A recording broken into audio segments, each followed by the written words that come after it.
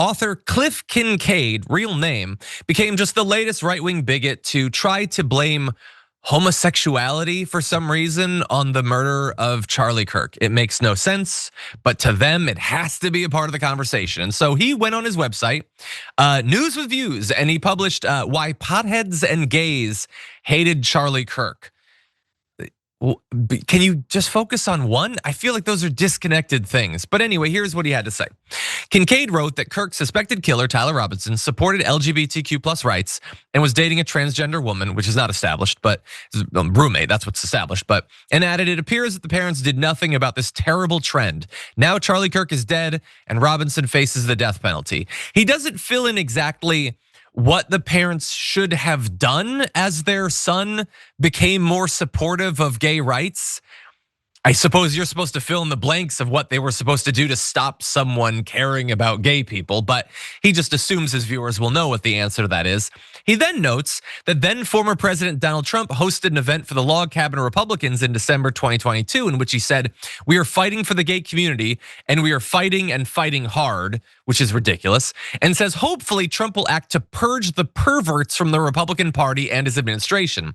These perverts are behind the Charlie Kirk assassination, and FBI Director Kash Patel says he's investigating the network behind the murder, which might well be true. Certainly Kash Patel has time on his hands since he's refusing to look into Jeffrey Epstein and Ghislaine Maxwell. But I love the idea that he's like, well, I don't know about this Trump guy. He said he'd defend gay people's rights, but I think he'll turn against them now because they're perverts, as Trump transparently covers up a sex predator's crimes. This guy, Cliff Kincaid, hates gay people so much, he apparently is fine if Ghislaine Maxwell just goes free. Because I guess most of their sex crimes were of the straight variety. That is how twisted and grotesque their moral system is. And by the way, just a reminder to the many, many gay conservatives, gay Republicans, these people are still out there and they still think that you are, just purely because of your identity, you are a non-starter. You do not get to be a part of this movement and you need to be weeded out like some sort of virus. What do you think, Brett? Imagine being this mad at gay people. Like imagine, just take a second to imagine taking a second to be mad at gay and transgender people. Like in every time that it presents itself as an issue, it's like you seem upset. You seem very upset. To quote Jerry Seinfeld handling hecklers, he's like, you know what, you seem upset. Like what? So basically what you're saying is a lot of this can boil down to like, oh, I'm sorry that trans people have had it so great lately.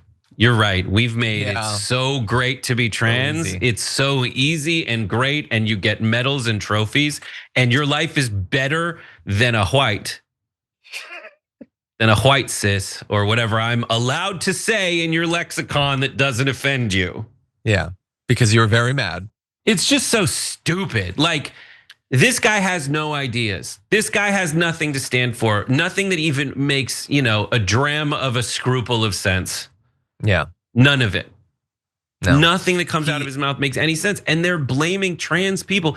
Like, let's go down. Like, the answer to this is like the guy that shot Charlie Kirk is bad. That is a bad person who did a bad thing. A horrible, evil, terrible, unacceptable thing. That's the end of my conversation. Yeah. For you then to just everything else is you making stuff up about his relationship and the person he's with. We don't know if they're trans or gay or not, or just and it's okay to live in that moment. The problem is like if people can I hold this guy accountable for it later? No, he's just gonna be like his daddy Trump and pretend that he was always right the whole time. Yeah, no, 100%. He ends his column by saying that President Barack Obama was once a drug-addled gay prostitute being abused by his communist mentor. This guy desperately needs help. Like, who talks that much about gay stuff? He's probably a little gay.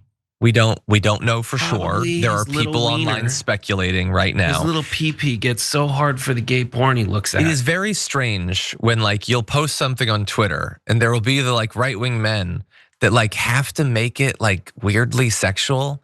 Like they'll be like, yeah, I bet you love to suck a or something. Yeah. I'm like, dude, Good why job, are you like gooning right now? Like when you respond, like you could separate those two activities. You could just respond to me about the politics and then go to Pornhub or so. You don't have to do both things. So like weird. Multitasking, I think it's ruined people's brains actually right now. Don't be thinking about me and your sexual hangups at the same time, please, okay? Eyes up here. And they'll be happier when they accept themselves.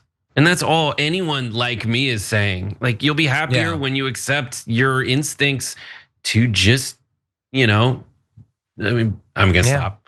I had a really good joke. I had a really good joke. I'm not gonna say. The weird thing is, I'm of the variety who will be inviting and welcoming to you. But for some reason, you're more mad at me than the ones who would ostracise you. Isn't that ironic?